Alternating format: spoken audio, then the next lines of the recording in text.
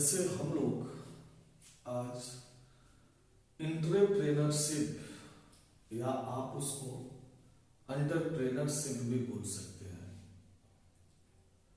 या business studies का एक महत्वपूर्ण क्वेश्चन है जो कि अक्सर बच्चा को या क्या होता है या क्वेश्चन अक्सर बच्चा को समझने में थोड़ा सा कठिनाई होती है। तो हम सोचे हैं क्या कि इस वीडियो के माध्यम से कहीं आप लोगों को समझ में आ जाए, तो यह प्रयास हम कर रहे हैं। और देखिए यहाँ पे जहां तक बात है हम लोग जहां तक यहाँ पे क्वेश्चन जो है अगर देखा जाए तो यहाँ पे क्वेश्चन है क्या, what are the long term and short term sources of business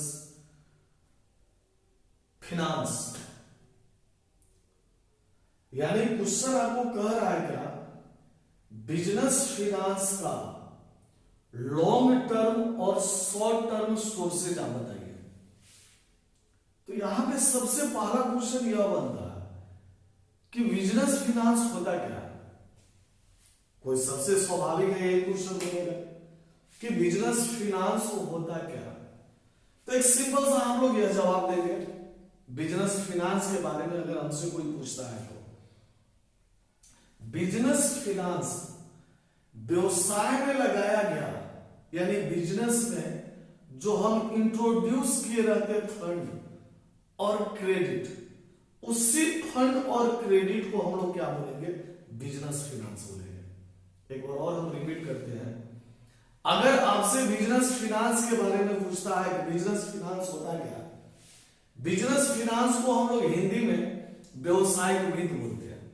और कोई अगर हमसे व्यवसायिक वित्त का परिभाषा अगर पूछता है तो व्यवसायिक वित्त बिजनेस फिनांस का मतलब व्यवसाय में लगाया गया फंड या व्यवसाय में लगाया गया क्रेडिट। क्रेडिट का मतलब उधार लिए हैं या किसी से हम लोग लोन लिए हैं, वो जो व्यवसाय में जो लगाए हुए रहते हैं, जो मेरा अपना फंड है या किसी दूसरे से हम कर्जा पंचा लिए हुए और वह पैसा अगर व्यवसाय में लगाए हैं तो उसी को हम लोग क्या बोलते हैं, बिजनेस फिनांस बोलते हैं। और शायद मेरे बात को आप लोग समझ गए। यहां पे क्वेश्चन अब बनता है क्या, यहां पे अगर हम लोग क्वेश्चन अगर देखें तो what are the long term and short term sources of business finance. यानी बिजनेस फिनांस का लॉन्ग टर्म और शॉर्ट टर्म सोर्सेज कौन कौन सा होता है। तो सबसे पहले हम लोग बिजनेस फिनांस का लॉन्ग टर्म सोर्सेज के बारे में जानेंगे। ये लॉन्ग टर्म सोर्सेज का मतलब क्या हुआ, लॉन्ग टर्म सोर्सेज का मतलब क्या, बिजनेस फिनांस का वह सोर्सेज जो लंबा समय तक चलने वाला हो। और यहां पे लंबा समय का मतलब हम लोग समझते हैं 7 to 10 ईयर्स। जैसे हम यहां पे उल्लेख हम किए हुए 7 to 10 ईयर्स और एबव। यानी कहने का मतलब क्या, वह फिनांस जो 7 से 10 साल या उससे अधिक का रहता है उसको हम लोग लॉन्ग टर्म फिनांस बोलते हैं। और इस लॉन्ग टर्म फिनांस में मेरा सबसे पहला नंबर आता है शेयर कैपिटल, दूसरा नंबर हमारा आता है डिवेंचर, तीसरा नंबर हमारा आता है पब्लिक डिपॉजिट और चौथा नंबर आता है हमारा सिक्योरिटीज बॉन्ड। यहां पे क्वेश्चन आता है क्या कि शेयर कैपिटल होता है क्या।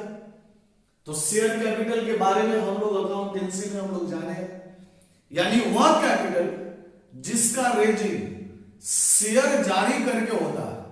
यानी शेयर अगर जारी करके हम अगर कैपिटल को रेज कर रहे हैं यानी कैपिटल का व्यवस्था कर रहे हैं यानी फिनांस का व्यवस्था कर रहे हैं, उससे हम लोग क्या बोलेंगे, शेयर कैपिटल। और यह भी बात हम लोग जानते हैं कि शेयर हमारा दो तरह का होता है, एक हमारा इक्विटी शेयर होता है और एक हमारा प्रेफरेंस शेयर होता है। इक्विटी शेयर जो होता है वही हमारा कंपनी का यानी उस बिजनेस का मेन मालिक होता है। ऐसा इसलिए कि उसी व्यक्ति को क्या होता है, मत देने का अधिकार होता है। वही व्यक्ति क्या करता है, डायरेक्टर का चुनाव करता है। यानी कहने का मतलब क्या हुआ कि मेरा जो ऑनर होता है वह ओनर हमारा इक्विटी शेयर होल्डर होता है, और वही इक्विटी शेयर होल्डर कंपनी को संचालक यानी डायरेक्टर का चुनाव करता है, और वह डायरेक्टर कंपनी को क्या करता है, उसको ऑपरेट करता है यानी संचालित करता है। तो कहने का मतलब क्या हुआ कि अगर लॉन्ग टर्म फिनांस का हम लोग अगर बात करें, चर्चा करें, तो लॉन्ग टर्म फिनांस में पहला नंबर हमारा आता है शेयर कैपिटल, और शेयर कैपिटल में मेरा सबसे पहला नंबर आ जाता है इक्विटी शेयर कैपिटल, दूसरा नंबर आ जाता है हमारा प्रेफरेंस शेयर कैपिटल। दूसरा नंबर का अगर बात करें लॉन्ग टर्म फिनांस के बारे में, तो दूसरा नंबर हमारा डिवेंचर होता है, यानी हम लोग यह बात जानते हैं कि कंपनी को अगर सामान्य जनता से अगर ऋण लेने का मन होता है तो कंपनी क्या करती है, एक डिवेंचर इशू करती है। यानी कहने का मतलब क्या, डिवेंचर के लिए वह प्रोस्पेक्टस जारी करती है और उस डिवेंचर के माध्यम से अपने वित्त का व्यवस्था करती है, यानी फिनांस का व्यवस्था करती है। तो कहने का मतलब क्या कि कंपनी अगर लॉन्ग टर्म फिनांस का उसको जरूरत है, यानी लंबा समय के लिए अगर उसे पैसा का जरूरत है, तो वह पहला नंबर शेयर कैपिटल जारी कर सकती है, दूसरा नंबर डिवेंचर जारी कर सकती है, या क्या कर सकती है, पब्लिक लोन ले सकती है। यहां पे पब्लिक लोन का मतलब समझेंगे सार्वजनिक लोन, यानी कि सार्वजनिक ऋण। और यह पब्लिक लोन आईडीबीआई बैंक का हम लोग नाम सुने होंगे, आईएफसीआई का नाम सुने होंगे, एफसीआई का नाम सुने होंगे, या नहीं सुने हैं तो जितना भी हम लोग कमर्शियल बैंक देखते हैं, जैसे स्टेट बैंक ऑफ इंडिया हो गया, सेंट्रल बैंक हो गया, यानी कहने का मतलब हम लोग मार्केट में जितना भी बैंक देखते हैं वह सारा का सारा बैंक हमें पब्लिक लोन प्रोवाइड करती है। और चौथा नंबर हमारा हो जाता है सिक्योरिटीज बॉन्ड। सिक्योरिटीज बॉन्ड का मतलब क्या हुआ कि अगर हम कोई बॉन्ड अपने संपत्ति को मॉर्गेज रखकर, यानी हमारे पास जो एसेट्स है उस एसेट्स को अगर मॉर्गेज रखकर हम अगर लोन लेते हैं, यानी सिक्योरिटीज जारी करते हैं, तो वही सिक्योरिटीज हमारा क्या कहलाता है, सिक्योरिटीज बॉन्ड कहलाता है। कहने का मतलब यह हुआ कि अगर आपसे लॉन्ग टर्म फिनांस के बारे में अगर पूछा जाता है कि लॉन्ग टर्म फिनांस हम लोग किसे कहेंगे, तो लॉन्ग टर्म फिनांस का मतलब क्या हो, वैसा फिनांस जो हमारा 7 से 10 साल या उससे ज्यादा के लिए होता है, उससे हम लोग क्या बोलेंगे, लॉन्ग टर्म फिनांस बोलेंगे। यानी कहने का मतलब क्या हुआ, इस लॉन्ग टर्म जो फिनांस है हमारा, लॉन्ग टर्म जो फिनांस है, इसका यूज हम लोग, लॉन्ग टर्म फिनांस का हम लोग यूज जनरली फिक्स एसेट्स को क्रय करने के लिए हम लोग करते हैं। स्वाभाविक है, कोई भी लॉन्ग टर्म फिनांस है, कोई भी लंबा समय के लिए लोन ले रहा है, तो लोन आदमी लंबा समय के लिए इसीलिए लेता है ताकि वह अपने बिजनेस को या तो एक्सपेंड करना चाहता है या कोई एसेट्स क्रय करना चाहता है, तभी वह जाके क्या करता है कि लंबा समय के लिए लोन लेता है। तो यही कारण है कि लॉन्ग टर्म फिनांस का हम लोग यूज फिक्स एसेट्स का क्रय करने में। शायद मेरे बात को आप समझ गए होइएगा। हम आपको एक बार और हम रिपीट कर देते हैं, लॉन्ग टर्म फिनांस अगर कहे तो वैसा फिनांस, वैसा भी जो 7 से 10 साल या उससे अधिक साल का होता है, 25 साल का भी हो सकता है, 15 साल का भी हो सकता है, तो लंबा समय के लिए रहता है, तो उससे हम लोग क्या बोलेंगे, लॉन्ग टर्म फिनांस बोलेंगे। और लॉन्ग टर्म फिनांस में हमारा पहला जो होता है, उन लॉन्ग टर्म फिनांस हम रेज जो करते हैं वह शेयर कैपिटल के माध्यम से कर सकते हैं, डिवेंचर के माध्यम से कर सकते हैं, पब्लिक लोन के माध्यम से कर सकते हैं, सिक्योरिटीज और बॉन्ड के माध्यम से कर सकते हैं। अब हम लोग चर्चा करते हैं मिडिल टर्म फिनांस का। तो मिडिल टर्म फिनांस अगर कहें तो वैसा फिनांस जो 1 से 7 साल तक के लिए रहता है, 1 to 7 years के लिए रहता है। ऐसे जनरली 1 to 3 years भी हो सकता है, 1 to 5 years भी हो सकता है, लेकिन जनरली 1 to 7 years रहता है। और इस फिनांस का मेनली जो हम लोग जरूरत जो हम लोग समझते हैं, इसका हम लोग यूज फिक्स एसेट्स को क्रय करने में भी कर सकते हैं और वर्किंग कैपिटल में भी कर सकते हैं। यानी मिडिल टर्म फाइनेंस का जो यूज हम लोग करते हैं वह फिक्स एसेट्स, जो भी फिक्स एसेट अगर खरीदना होगा तो इस फिक्स एसेट को खरीदने में हम लोग कर सकते हैं, या व्यवसाय को हमें संचालित करने के लिए वर्किंग कैपिटल का जरूरत होगा तो उस वर्किंग कैपिटल को भी लिए भी हम लोग इसको यूज कर सकते हैं। लेकिन लॉन्ग टर्म फाइनेंस का यूज हमेशा क्या होता है, फिक्स एसेट्स को परचेज करने के लिए होता है। हमेशा हम लोग फिक्स एसेट्स एक्वायर करने में इसका हम लोग यूज करते हैं, जबकि मिडिल टर्म फाइनेंस का उपयोग यानी मिडिल टर्म फाइनेंस का हम लोग यूज हम लोग फिक्स एसेट्स को भी खरीदने में कर सकते हैं, या वर्किंग कैपिटल का अगर हमें जरूरत होगा तो वर्किंग कैपिटल में भी हम लोग कर सकते हैं। तो कोई अगर आपसे पूछे कि मिडिल टर्म फाइनेंस का टर्म कितना हो सकता है तो हम लोग जनरली बोलेंगे 1 to 7 इयर्स, या आप ऐसे भी बोल सकते हैं 1 to 3 इयर्स भी हो सकता है, 1 to 5 इयर्स भी हो सकता है।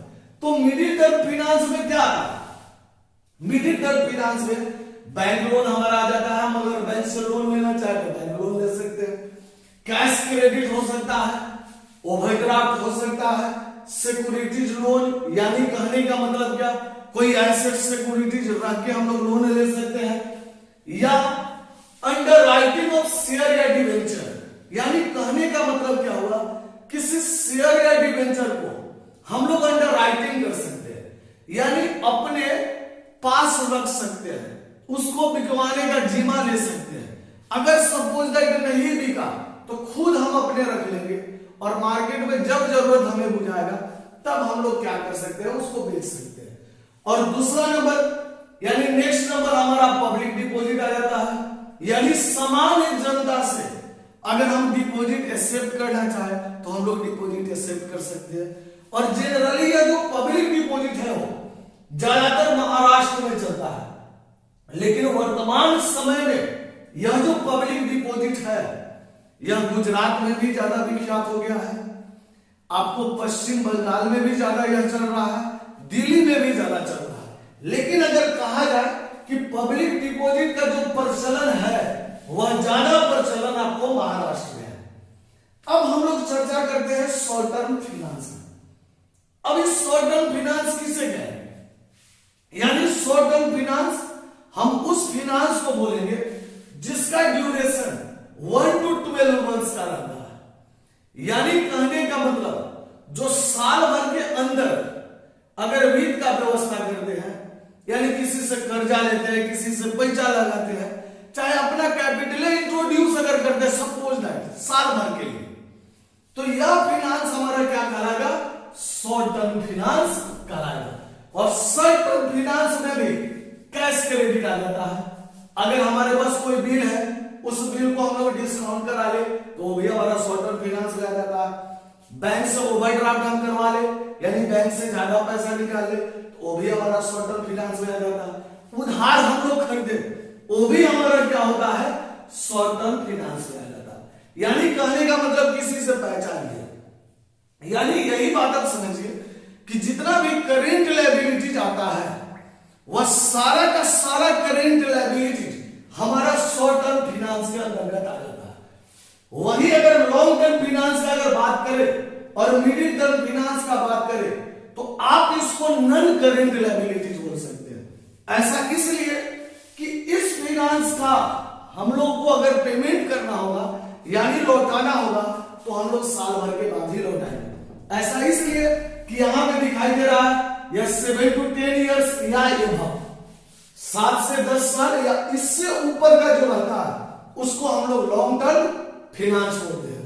और वही 1 to 7 इयर्स यानी कहने का मतलब क्या, ये भी साल भर से ज्यादा, तो हम लोग नॉन करेंट लायबिलिटी का डेफिनेशन यही पढ़े हैं कि वह लायबिलिटी जिसका पेमेंट 12 मंथ्स के बाद होता है। तो कहने का मतलब क्या होगा कि लॉन्ग टर्म फाइनेंस और मिडिल टर्म फाइनेंस यह दोनों हमारा क्या होता है, नॉन करेंट लायबिलिटीज के अंतर्गत आता है।